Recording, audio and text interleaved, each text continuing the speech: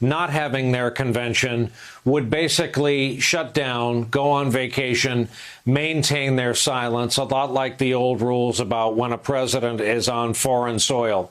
So much for that. President was on Twitter today. He was on Hannity tonight. He was in Joe Biden's birthplace today. No shortage of topics. Here's a sampling we'll discuss. And I watched President Obama last night, and I watched him talking about everything, and I had to put it out. I said, yeah, but he spied on our campaign, and he got caught. Kim Jong-un, North Korea. Remember, we're going to be in war with North Korea. Remember, it's going to be a war. We have a good relationship with him. I have a good relationship with him. So tonight, we have Slow Joe will speak at the Democrat convention, and he'll remind us that he was born in Scranton, but, you know, he left like 70 years ago, right? He abandoned Scranton. It's starting again in California. I said, you got to clean your floors. You got to clean your forests. Actually, when I take a shower, I can have water hit my hair instead of drop. It's hard enough, my hair, without that. I want to get that mosquito out of here. I don't like it. They'll say it's cruelty to animals. I'm not a big fan of sharks either. Susan, you got to admit, you don't get sharks, shower heads, and forest floor cleaning in the same speech. Usually, you have to spread them out over a couple days. Is that the brand, and is that the strategy? Because we got 10 weeks left. Yeah. Well, you know, in a way, President Trump was making Biden's point. Biden talked about a more hopeful time, light against the darkness of the current president. Interestingly, he referred to the current president. He did not refer to President Trump by name in his speech. I'm sure that was deliberate. And I think that President Trump has a big challenge next week at his convention, because we had such an intimate convention with the Democrats, kind of a quiet convention in a way. I mean, in a way, lots of voters talking, lots of outside validators for Vice President Biden.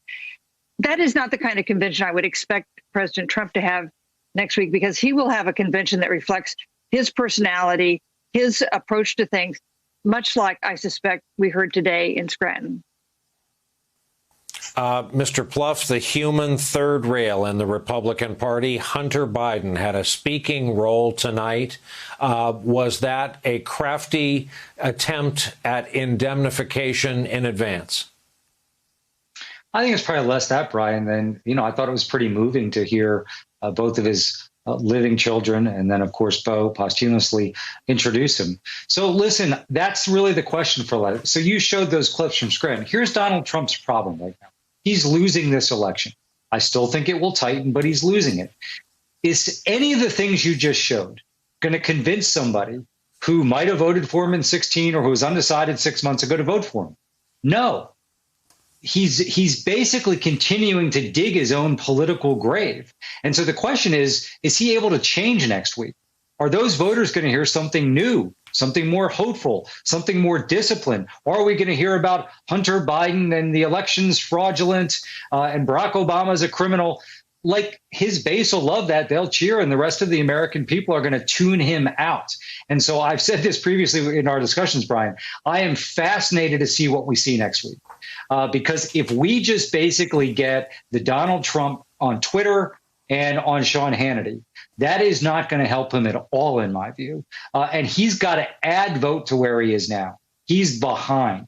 He's got to find a way to get 5 or 6% more than he's getting now, which is actually a lot of people. So that's the question, is what do we see next week? And, I'm sure his advisors are telling him, you have to give people a reason to be open to you electorally. But I'm not sure if he's capable of doing that. Robert, final question. Forget what your resume says about where you have worked in the past. If you are the manager of the Republican convention, what do you borrow about what the Democrats came up with? And again, all credit to them for, as I said, building an airplane already in flight. Yeah, a great question. I would say this. I think the best moments of the Democratic convention were the emotional videos set to music with validators that were real, honest people, right? I want to see more Amtrak conductor, New York Times security guard, and 13-year-old stutterer from New Hampshire. They humanized Joe Biden. I think, as David pointed out, I think what they need most of all is a frame on what Donald Trump's going to do for the next 4 years. We've yet to hear that agenda. And a consistent frame against Joe Biden. I don't think we've developed it. And those clips showed you it's like whack-a-mole. It's anything that pops into that expanse on his shoulders that comes out his mouth. And I don't think no campaign practitioner thinks that speech is helping to drive, as David said, more people that aren't for you or are on the fence, because there's just not a frame that the electorate is processing all that garbage through. And so I think if I'm them, it's highly produced, it's tight, it's on message, because once you let President Donald Trump go, you're launching a torpedo and it's unclear what the target is.